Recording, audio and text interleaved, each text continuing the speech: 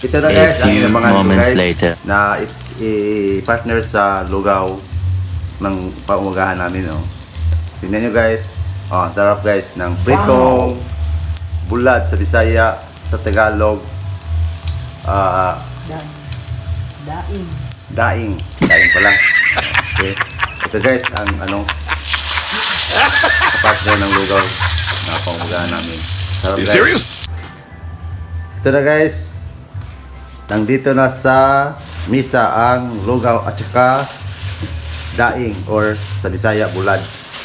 Oh. May pandesal pa. May pandesal pa guys. Oh. May kantin. May kanton pa guys.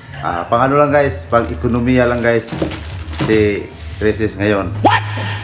Okay guys. Maraming salamat sa pagpanood niyo sa lugaw at saka daing or sa Bisaya bulad.